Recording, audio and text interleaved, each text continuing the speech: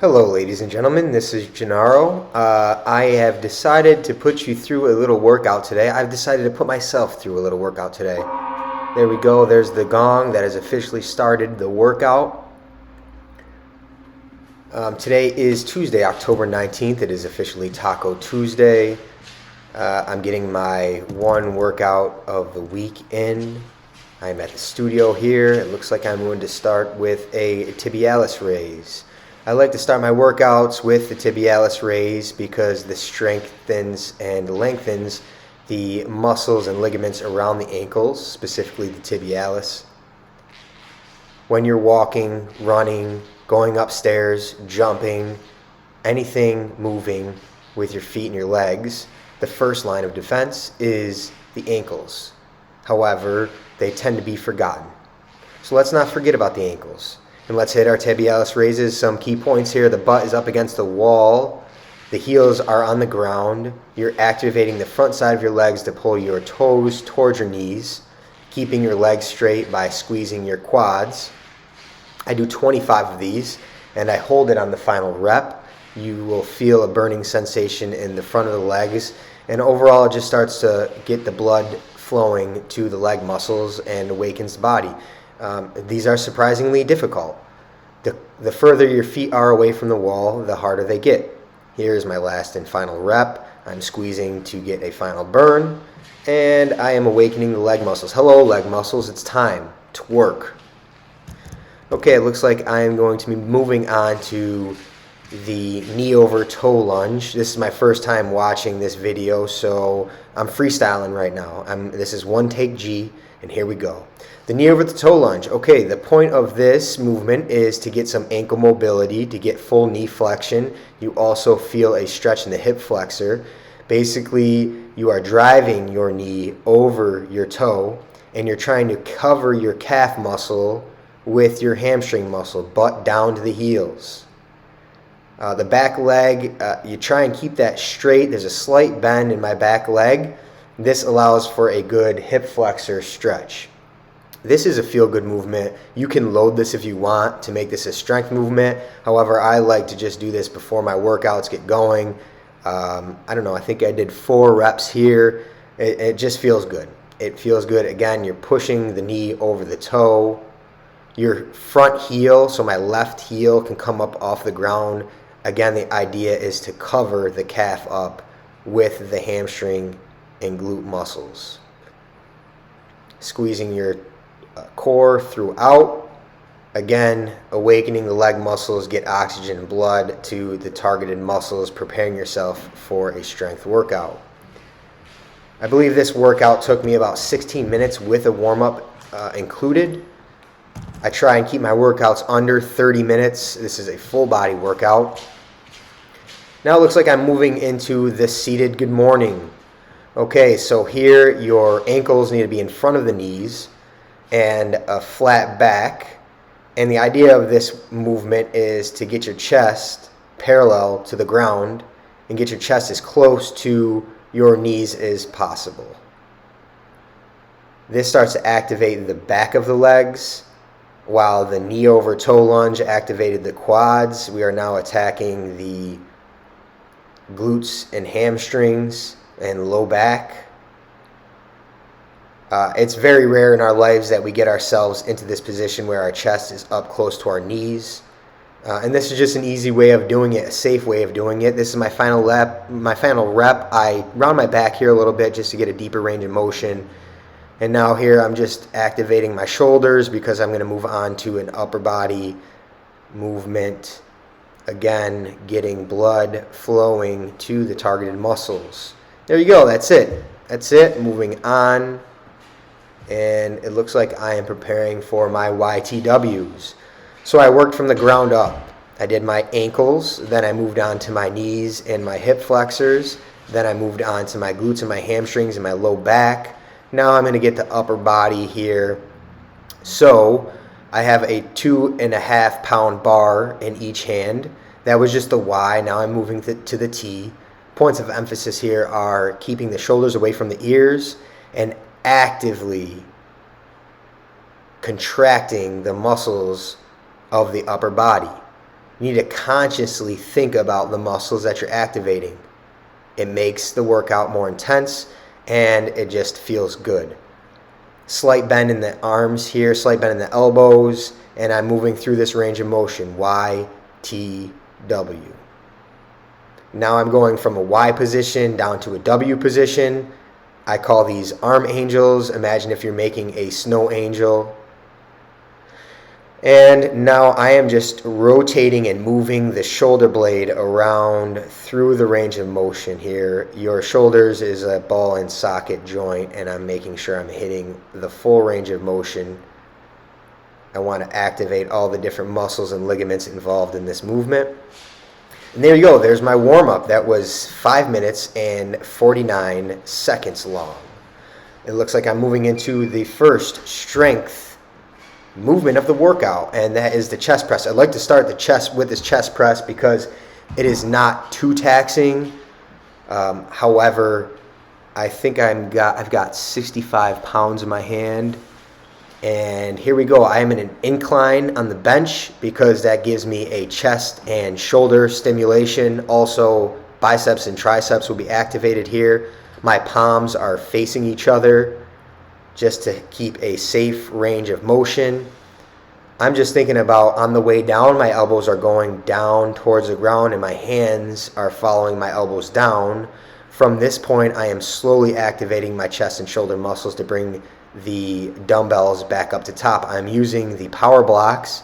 The power blocks are adjustable dumbbells. They go from 5 pounds to 80 pounds, I believe. Again, I think I have 65 pounds here. The point of emphasis is to move slowly, keeping the tension in the muscles, not allowing the muscles to recover in the top and bottom positions, and moving the muscles to failure. Taking this nice and slow with a great focus. I'm not trying to bounce out of the bottom position.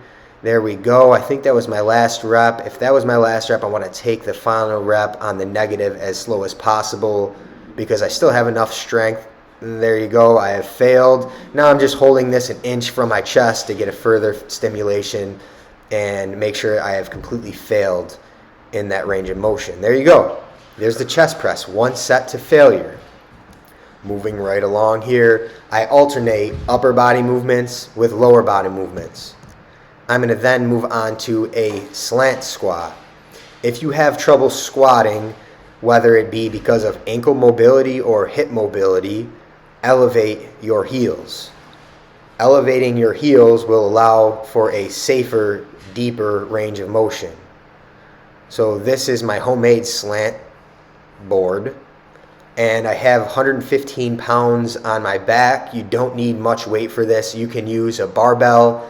You can use a dumbbell or a kettlebell. You can also do this body weight. Okay, let's talk through this one here.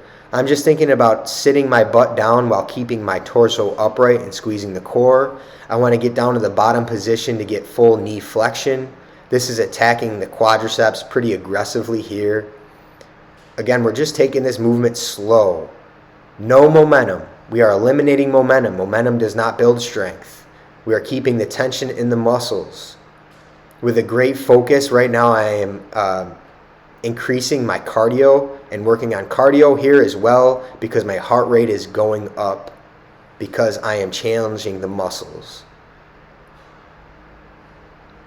So I'm taking my butt down to my heels, keeping my torso upright. Do not bounce out of the bottom position. Again, we're trying to move to failure. However, with the squat without a spotter, it is difficult to get to true failure. So then I just try and move it to fatigue. Fatigue to me is taking it to where you want to quit and then moving it for 1 to 2 more reps as slow as possible. When it gets difficult, the inclination, human nature, is to speed up. However, it's important that when you want to quit and fail, that you slow the movement down. And there we go. Maybe that's the last one. We got another one in my bag. It looks like I got another one in my bag. Okay, so right here, this is what I'm talking about. I want to quit right now, and I want to move this faster. However, I take it slower, and I activate and bring myself back up to top. Right now I've gotten a good lower body stimulation. I feel fatigued in my lower body. I do not advise to walk around with a barbell on your back, but I don't follow my own rules sometimes, and that is life. Okay, so I am 10 minutes into this workout. I've gotten a warm-up in. I've gotten an upper body push, a lower body squat. Now I want to move to an upper body pull.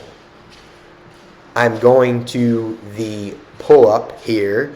I am gassed right now. I'm already gassed. It's 10 minutes in, and I still have probably the hardest movement left here, which is the pull-up. If anybody knows me, they know that I love the pull-up. But really, it's actually a chin-up. When your palms are facing your face, that is a chin-up. I like the chin-up because it just, to me, feels like a safer range of motion, and it also activates the biceps. My intent here with a 15 to 30 minute workout is to get the most bang for your buck and recruit as many muscles as possible. So I have attached a 25-pound plate to my body here. My rule of thumb is if you can do 10 strict slow pull-ups, then you can add weight to yourself. I'm getting not a completely full range of motion here. I'm not getting the full extension in the bottom, but I'm getting close. Keeping the shoulders away from the ears, not bouncing out of the bottom position. The most important position is right there where the elbows are next to the rib cage, because that is where you get the most activation in the lat muscles, which are large muscles in the back. And I'm getting my chin over my hands and tucking my chin above the bar and squeezing my core to get core activation. Again, recruiting as many muscles as possible to get more bang for your buck. I think this is my last one right here. I'd like to get my chin up above. I might cheat here a little bit and then slowly back down. I could have gone a little bit slower on the negative there, but right now heart rate's up. Not feeling good here in my brain because of how difficult this workout has been, but I try and just focus on my body. I'm trying to distract myself from my emotions here and just focus on my body, because my body is still strong enough to continue to move. Okay, so that was my upper body pull. I'm moving on to a lower body movement here. My approach to lower body is to attack the front of the legs and then attack the back of the legs. And mainly how you do that is by doing a knee dominant movement, which is a squat or a lunge, which attacks the front of the legs, and then a hip dominant movement, which attacks the back of the legs, which is normally a hip hinge. Can be a deadlift. Here I'm doing a single leg deadlift.